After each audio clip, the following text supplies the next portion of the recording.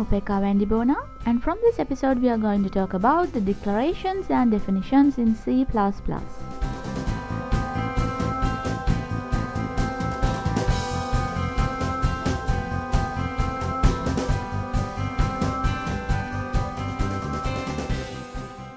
From the previous episodes, I already talked about what are the declarations and definitions, but didn't talk much about in detail the difference between those two terms, declarations versus definitions.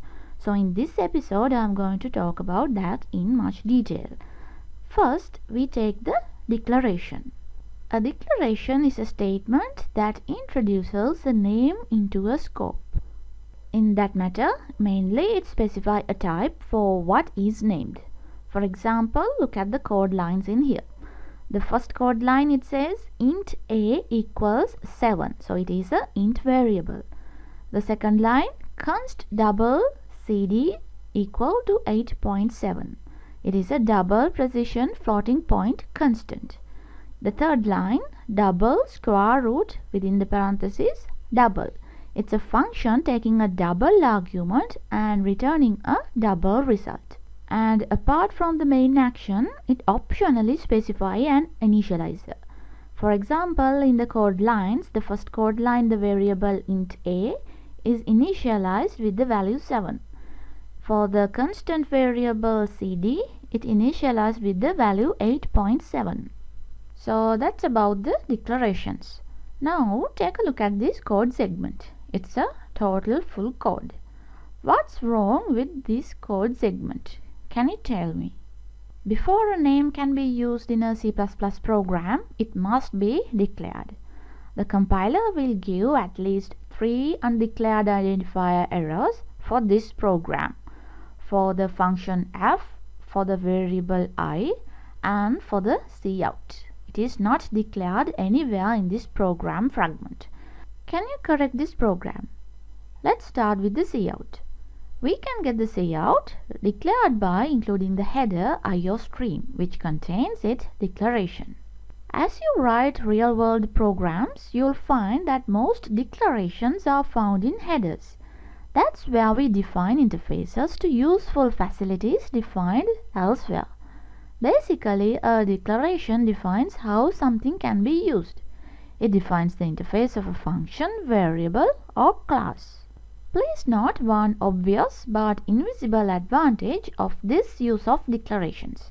We didn't have to look at the details of how cout and its operators, 2 lesser than marks, were defined. We just included their declarations. We didn't even have to look at their declarations from textbooks, manuals, code examples, or other sources. We just know how cout is supposed to be used. The compiler reads the declarations in the header that it needs to understand our code. However, we still have to declare the function f and the variable I. We could do that like the second and the third code lines. The second code line, int f within the parenthesis int. The third code line, int I equals 7. This will compile because every name has been declared, but it will not link because we have not defined the function f. That is, nowhere have we specified what the function f actually does. If we write what the function f does, that is called the definition. A declaration that fully specifies the entity declared is called a definition. So these 2 code lines are definitions. In the first code line, int variable a says what initial value it has. In the second code line, square root function, it says what it does within the curly braces. Every definition is also a declaration, but only some declarations are definitions. Take a look at the code line expressed in here. Double square root within the parenthesis double. It does not say what the function body is. So it's an example of declaration that is not a definition. If the entity it refers to is used, each must be matched by a definition elsewhere in the code. When we contrast definitions and declarations, we follow a convention to use the declaration to mean declarations that are not definitions. A definition specifies exactly what a name refers to. In particular, a definition of a variable sets aside memory for that variable. Consequently, you can't define something twice. Take a look at the code segment. In the first code line, double square root within the parentheses double D and the curly braces, and the second code line goes with the same. So at the second code line, it will give you an error, double definition. In the third code line, int a, and the fourth code line goes with the same. So at the fourth code line, you will get the error, double definition. So that means you can't define something twice.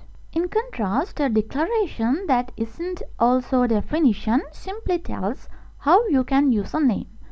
It is just an interface and doesn't allocate memory or specify a function body.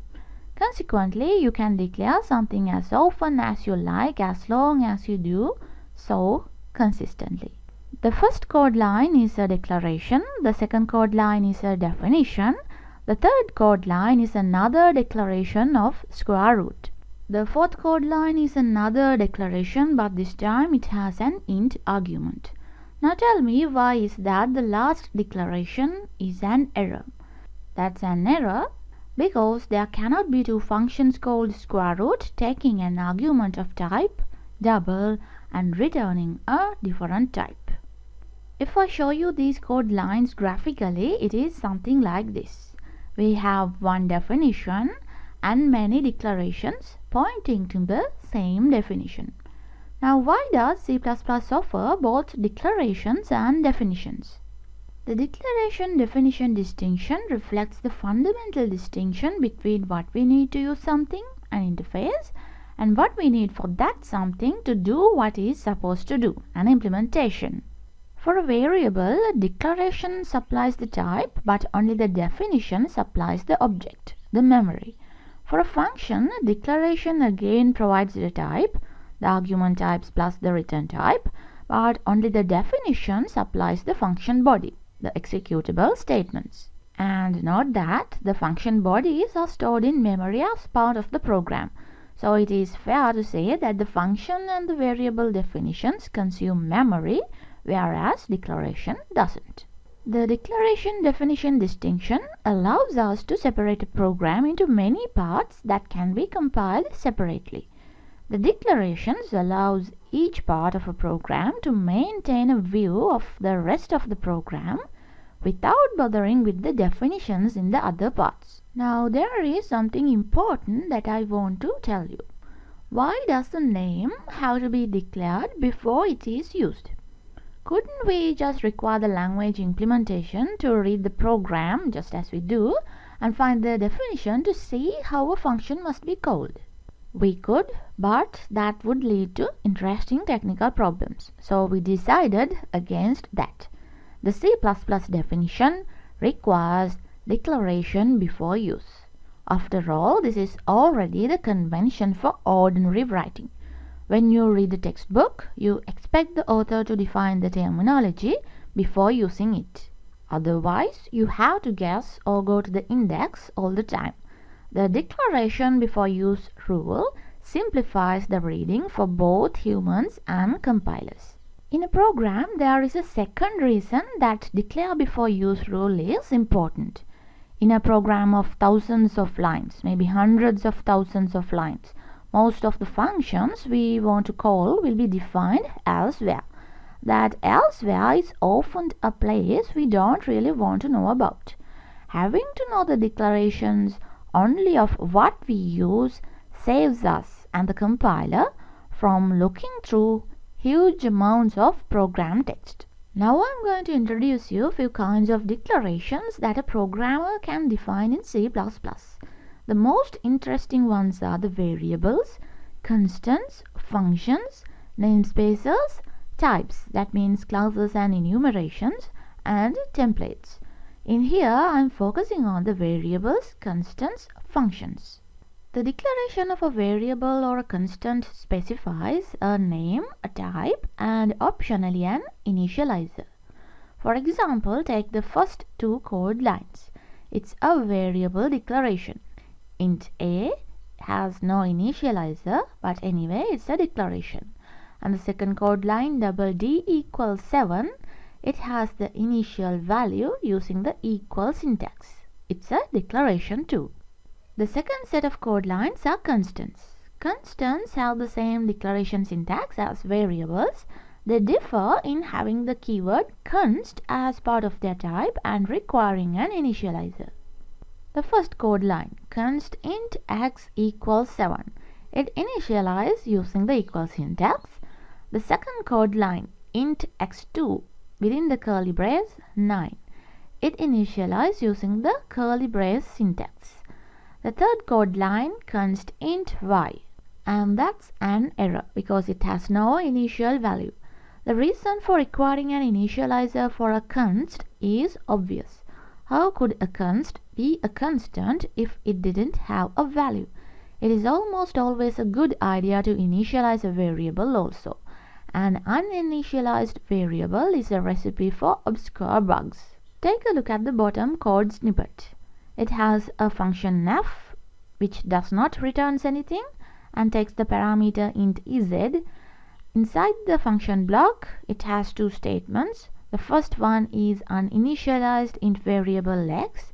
The second code line takes the value 7 to the variable x. This looks innocent enough, but what if something would happen like in the top code segment? The if statement in between the two statements. Because x is uninitialized, executing z greater than x would be undefined behavior. The comparison z greater than x could give different result on different machines and different result in different runs of programs on the same machine. In principle, z greater than x might cause the program to terminate with a hardware error, but most often that doesn't happen. Instead, we get unpredictable results. Naturally, we wouldn't do something like that deliberately, but if we don't consistently initialize variables, it will eventually happen by mistake. Remember, most silly mistakes, such as using an uninitialized variable before it has been assigned to, happen when you are busy or tired. Compilers trying to warn, but in complicated code where such errors are most likely to occur, compilers are not smart enough to catch all such errors. There are people who are not in the habit of initializing their variables, often because they learned to program in languages that didn't allow or encourage consistent initializations. Please just don't add to the problem by forgetting to initialize the variables you define yourself. And with that, we are going to end up this episode. From this episode, we discussed basically the difference between the declarations and the definitions. From the next episode, we are going to discuss the function call and return. Thank you for watching and stay tuned on with Edupedia World.